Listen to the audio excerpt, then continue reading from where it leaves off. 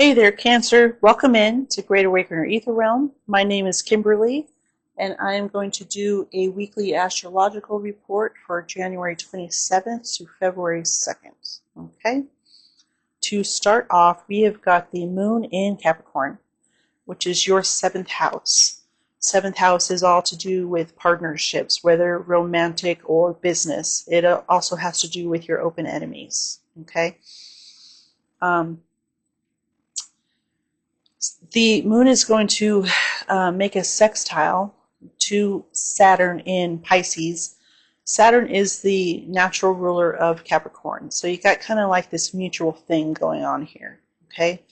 We also have Mars in your first house. It's retrograde at the moment until February 23rd. But you kind of have these mutual, with the workings on here. Let me go back. 23 degrees, 2 weeks ago, we had a full moon in your sign of Cancer, okay? If you want more details on it, you're more than welcome to go back and watch the last 2 weeks' videos, okay? So that full moon happened at 23 degrees. Something, and the moon rules your sign, okay? So when we have a full moon in Cancer, like that's one of the most illuminating moons that we can get, right?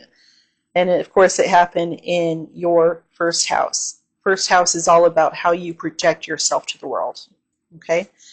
We have Mars in retrograde. Mars rules Aries, which is your career house, your 10th house, career and reputation. It also rules Scorpio, which is your 5th house of children, romance, and creativity. Okay. When it's in retrograde, it's internal energy. Okay. Although Mars really hates going retrograde, Mars is very out there. It really likes the energies are, forthright into the world. It doesn't really like the internal stuff, right? It kind of like simmers, underneath the surface when it's in retrograde. But on top of that, it's actually in fall when it's in your sign. Fall means that it struggles to do its best work, basically. Okay? So you could be having a lot of struggles going on with your self-identity at the moment, okay? And then the moon comes in, your ruling planet comes in and opposes what you have going on here in your partnership sector. So Monday might be, a little intense, okay, to say the least. And of course, but these sextiles come in here. You have a sextile to Saturn, and then Venus and Neptune and the North Node all in Pisces here. Pisces is your 9th house of expansion. It's where we do higher learning, long distance travel, anything that's outside of your community. Okay, so if you go to college, or if you're even reading a book, expanding your knowledge on things, okay? Learning new languages. That's what your 9th house entails. We also have, and those are all sextiles, which are very nice aspects. They're very soft, okay? We also have a trine going on to Uranus in Taurus. Now, this is happening at 23 degrees again. Taurus is your 11th house of friendships, dreams, hopes, and wishes. Uranus has been in Taurus for 6 or 7 years now. So you're probably used to the energy. Can be a lot of chaos and upheaval, but then a lot of epiphanies coming from that upheaval, a lot of epiphanies and ideas, okay? It kind of gets the blood flowing is really what it's trying to do. It's called the Great Awakener for a reason. When you go into chaos, you have to find ideas to get out of that chaos, right? You have to have these epiphanies. So you're going, even though you have this opposition here, you have all of these sextiles and a trine coming in from from other people. Okay, so your friendship sector and your ninth house of, expansion sector. You might be doing some long distance travel with a partner, okay, or with some friends, because all of these are coming in to basically make these. They're not direct sextiles, but you have a lot of friendly planets in friendly sectors, okay? So after Monday, that all happens on Monday, okay? We also have a square here to little Chiron as well, which is in Aries, which of course Mars rules. Aries is your 10th house of reputation, career. Chiron has been in Aries since 2018. You're probably used to the energy by now, but when the moon comes in to square from your partnership sector and squares to your business, career, reputation sector, and opposes your first house of how you project yourself onto the world, it can cause a little bit of upheaval. But then you have these other bigger hitting planets that you're getting trines and sextiles to. So you might be feel like changing careers, changing partners, changing friends. Maybe you might find a different friend group, like a soul tribe, maybe, with all this expansion here going on. Yeah, that sounds like the best way to put it. You might be finding some new friends, some new partnerships. Okay? Yeah. So, on Tuesday, the moon enters Aquarius. Excuse me, the day before, Mercury, on Monday, Mercury also entered Aquarius, where it conjuncts Pluto. Okay? Pluto has been in Aquarius since November. I went through all of this in my later videos, okay, my last videos.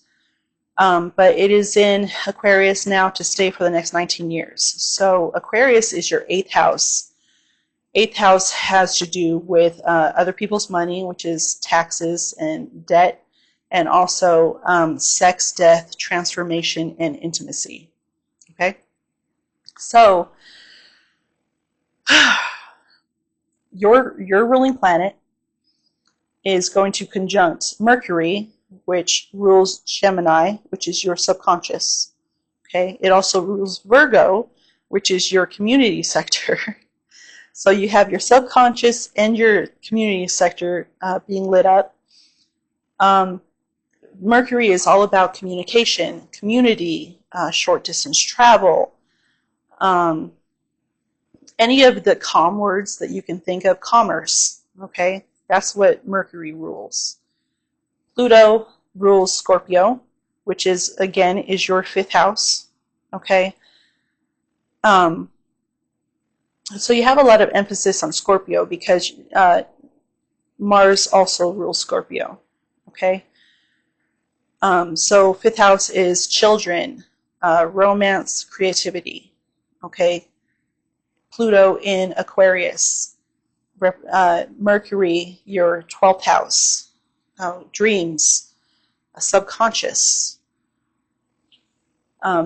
Your Scorpio in Pluto is all about transformation. Okay, so you have a lot of stuff going on. Jupiter in your subconscious, and these are private houses. Your 12th and your 8th house are very private houses. So,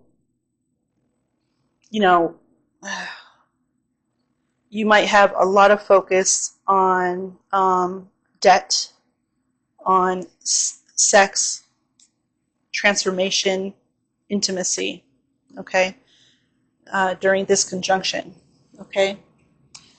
And then Wednesday, or it does depend on where you are in the world, when the moon hits, okay? But Wednesday, you're going to have the moon conjunct the sun, which of course makes a new moon. Now, Mercury and Pluto are at 1 degree. The new moon is at 9 degrees. So you still have a little bit of a conjunction there, okay? The sun rules Leo, which is your value zone, okay? Your self-worth, how you earn your money and how you spend your money, okay? And the sun is in detriment in Aquarius at the moment. So, even though it's detriment, like the sun is the sun, like the sun is the sun, it's going to light up your eighth house even more, okay? Again, sex, death, transformation, other people's money. You have a lot of emphasis going on in your eighth house right now, okay? The moon then comes into a trine with Gemini, and a couple days later, the sun is also going to make an exact trine with Jupiter and Gemini, okay? Gemini is the natural ruler of Sagittarius and traditional ruler of Pisces. Pisces is your expansion zone, ninth house again, okay? There's so much emphasis on Pisces at the moment. I can't be any more exaggerative about it, okay? So Jupiter is also in its detriment when it's in Gemini. Detriment just means that it can't do its best work. It's really it struggles, okay? But even though the sun and Jupiter are both in detriment, it's still like they're still the sun and Jupiter. They're the biggest planets in astrology, so you're still gonna get benefits from them, right? So Jupiter is in retrograde at the moment, but it is going to go direct February 4th. So you have a lot of your subconscious getting lit up here, and a lot of your expansion, and a lot of your eighth house, again, transformation. So transformation, subconscious. Okay. The moon is then going to move into first a sextile with little Chiron in Aries here. Okay, and then it's going to move into a a sextile with Uranus in Taurus. Again, we already went over this with Capricorn, but Taurus sextiles squares. This is a square. The moon is going to square Uranus and Taurus. Taurus again is your 11th house. Dreams, hopes, wishes, friendships. Looks like you have a lot of emphasis on your subconscious, your friendships, dreams, hopes, wishes, your money sector, deep transformation, and your expansion zone. Like, this is where all end the way that you project yourself into the world. Once Mars comes out of retrograde, it is going to make the it makes the cross against the shadow here. When Mars went into retrograde, now I'm confusing myself here. When Mars went into retrograde at 6 degrees Leo, and then it's going to come back here, and on February 23rd, it's going to retrace its steps. Okay, it's called the shadow period. So you're going to whatever happened here is going to be now going to be the focus again. Okay, that's what happens with retrogrades. Also, on the 30th, Thursday, Uranus is also going to come out of retrograde, okay, at 23 degrees. Again, that 23-degree axis, with the full moon a couple weeks ago. So when Uranus comes out of retrograde, it's all about the ideas, the epiphanies. We've already discussed this. When it comes out of retrograde, you're going to be able to put that outward into the world. Has something to do with your hopes and your wishes, anything that you want to bring to fruition, okay? And it could be through friendships, okay?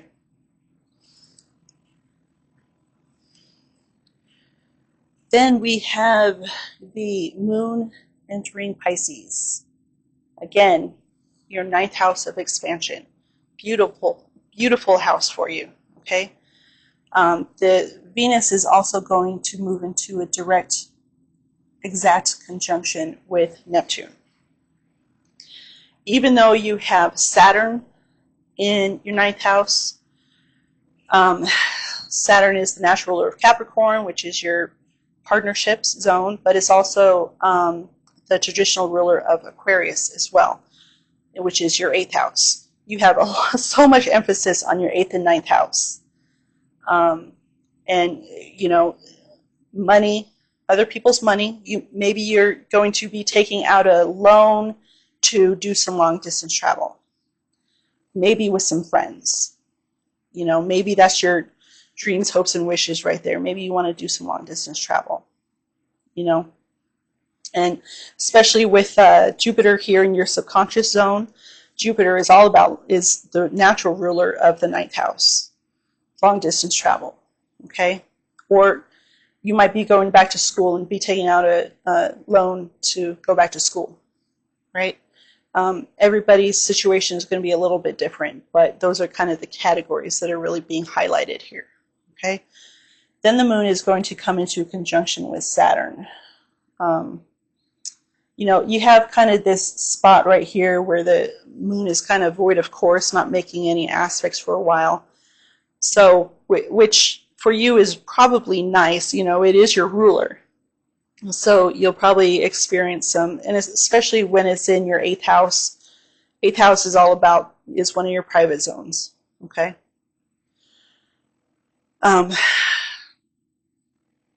So yes, partnerships. Saturn rules partnerships and the eighth house, okay? And then the moon is going to come into a conjunction with Venus, Neptune, and the North Node in your expansion house. Beautiful. I don't think you can get much better than having, you know, 3 planets and the North Node all conjunct each other. That almost sounds like destiny to me, right? Like I don't know how else to put it. We are going to have, let's see, is it a solar eclipse? Or is it the full moon? March 14th. I'm going to have to look into this again. March 14th is going to kick off the eclipse season, okay? Which, you know, you're all up in the eclipse seasons because you know, the moon is your ruler. But it's like the moon is conjuncting the North Node right now, and it's like when it comes back around in March, it's like everything's going to just take off. You know, this aspect is just beautiful. I can't put any more words to it.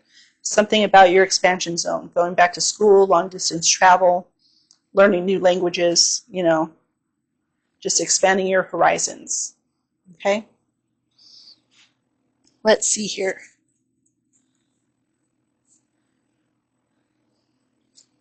Okay, and then the moon moves into Aries on Saturday about there.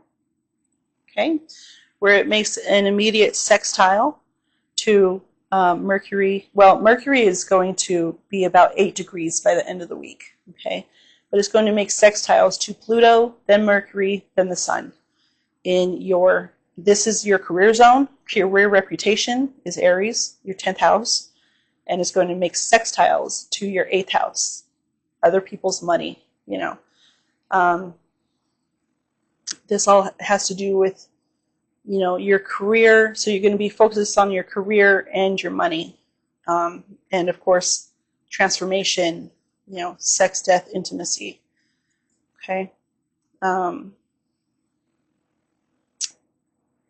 How else? I'm trying to find other words that I can put. You know, sextiles are really just very soft aspects. Sextiles are nice. Trines are the best. Sextiles are the next in line. Okay, so something going on with your career and other people's money. You know, maybe you'll get a nice paycheck to, you know, pay off some debt. You know, maybe you'll have, you know, get a nice paycheck and, you know, be able to take your partner out, you know, something like that, something to that effect. Okay. All right. So that ends On Sunday is when that sextile occurs, so that ends my report until next week. If you liked this video and want to see more of it, please like and subscribe and share. I do offer personals, again, with astrology, tarot. I also do a lot of other healing modalities. I also have a sale going on for $60 for an hour of Reiki. It's distance Reiki, so it's not in office. And yes, distance Reiki does work. I promise. A lot of people ask me this, but I work on family members that are states away from me, so I can work on anyone in the world if you're interested. Go to my website if you want to look through it. Okay. Until then, you look like you are going to have a pretty nice week. Yeah, you're going to have a very nice week, in my opinion. Monday might be a little rough, but going into the week, yeah, you're going to end the week on a very nice note. Okay? Until next time, Cancer, I'll see you next time. Bye.